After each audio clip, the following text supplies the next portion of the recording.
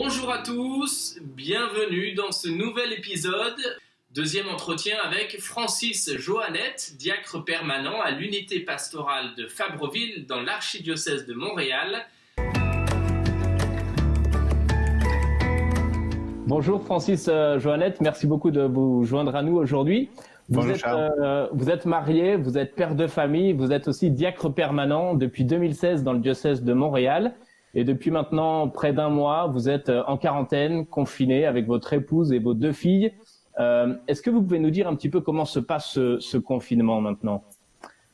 Le confinement se passe bien. Disons, il y a beaucoup de choses qui ont changé en un mois. Il a fallu s'adapter. Je crois que nos vies en général, notre vie familiale s'est adaptée. Ma vie comme au travail, je n'ai plus de travail depuis, j'ai été mise à pied il y a un mois.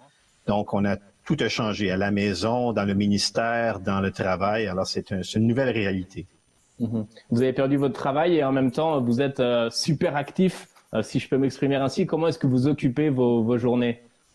En fait, il y avait j'avais écrit cette guerre contre l'invisible. Il y a deux manières de le voir. C'est-à-dire que on peut s'asseoir puis regarder le bateau passer, ou simplement répondre à l'appel de notre premier ministre au Québec, M. Legault, c'est-à-dire faire du bénévolat.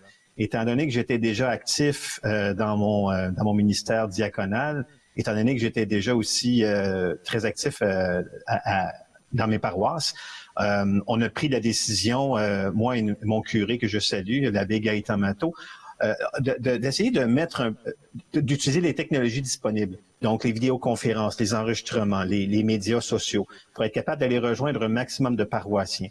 Et force est de constater que ça fonctionne très, très bien. La réponse est positive. Ça vient de partout. Les gens nous disent merci d'être disponible sur Internet. Cette communion spirituelle nous fait garder un lien sensible avec l'Église, avec notre paroisse, finalement.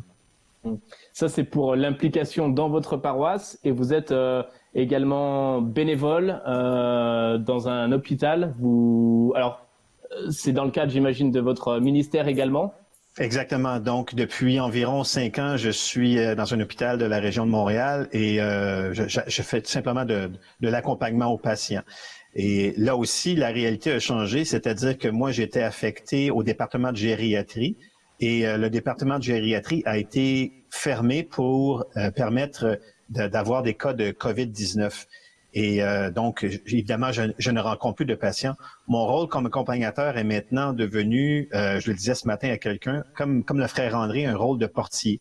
Et c'est là que je vois vraiment l'agir du diacre, du serviteur, c'est-à-dire quand tu as c'est arrivé ce week-end, une jeune fille qui arrive et qui doit laisser sa place à son frère parce que c'est un seul visiteur et sa mère est sur le point de mourir. Et je l'ai vu devant moi en pleurs. Et tout est dans l'accueil.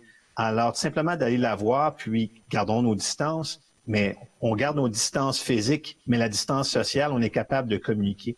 Alors, de pouvoir lui amener un peu de réconfort, et c'est toute une nouvelle approche. Et que c'est quelque chose on sort de notre zone de confort. J'ai pris la décision de continuer avec toutes les précautions qui se doivent, de faire ce service, de rendre ce service, de simplement être capable d'être présent pour l'autre. Et c'est la même chose dans les salons funéraires où normalement je fais jamais de service, mais présentement il y a des décès à cause du COVID et on doit absolument faire ça rapidement.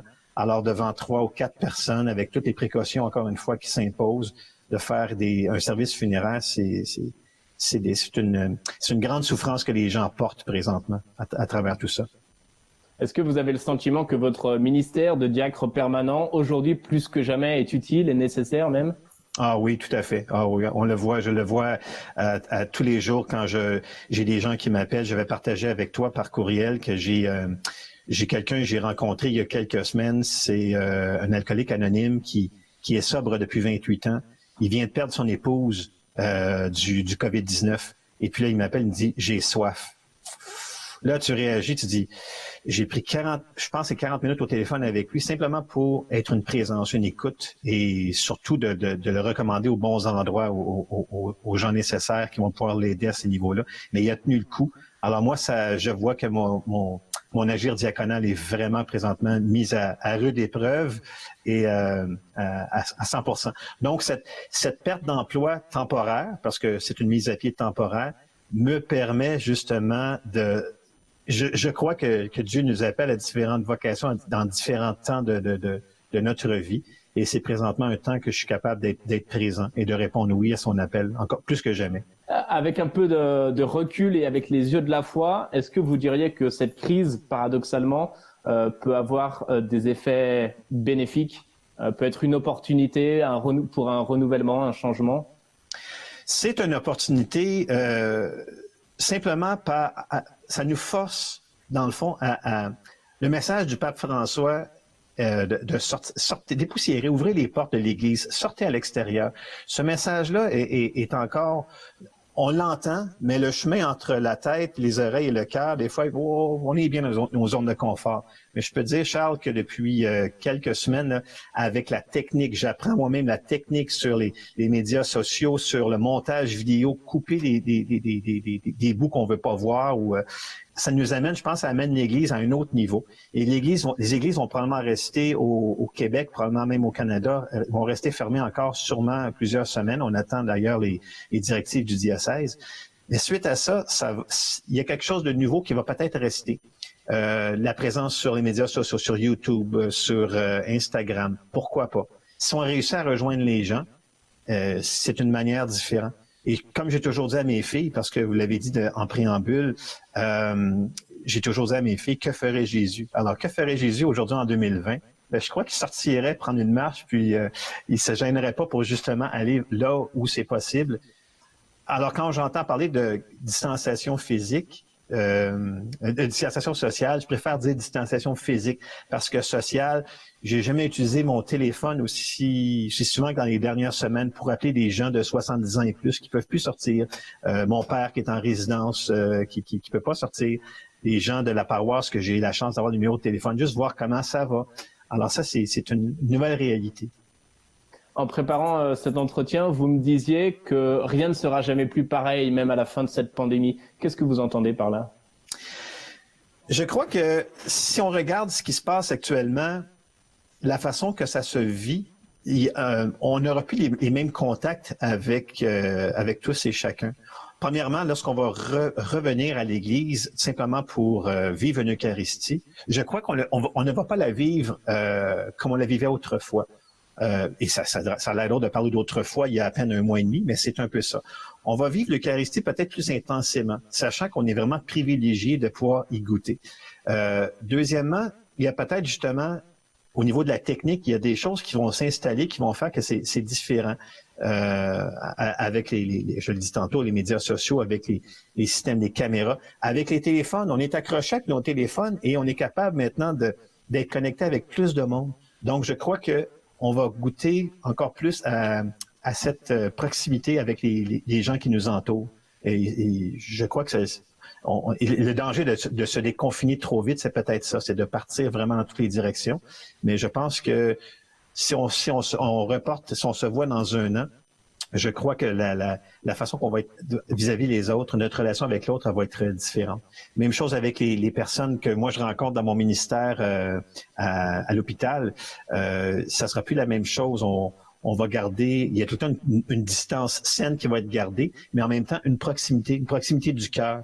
Je le vis avec des gens que j'ai rencontrés récemment et ça nous rend plus sensibles à ça. Vous voyez donc l'avenir de manière positive plutôt? Très positive, oui. C'est ce petit, j'appelle ça la guerre contre l'invisible. On ne voit pas ce virus, mais on voit ce que ça fait autour de nous. On voit, je le vois présentement, il y a une morgue extérieure installée à l'hôpital. Ça, c'est négatif. Mais le positif, c'est que on voit que ça rapproche les gens. Je vois beaucoup de messages d'amour, beaucoup de courriels que je reçois, beaucoup de gens qui s'encouragent les uns envers les autres. Et il y avait pas ça. Ben, il y avait ça, mais pas aussi présent avant le virus. Alors, on se dit, ben, ça prend des fois ces grands bouleversement pour arriver finalement à nous rapprocher.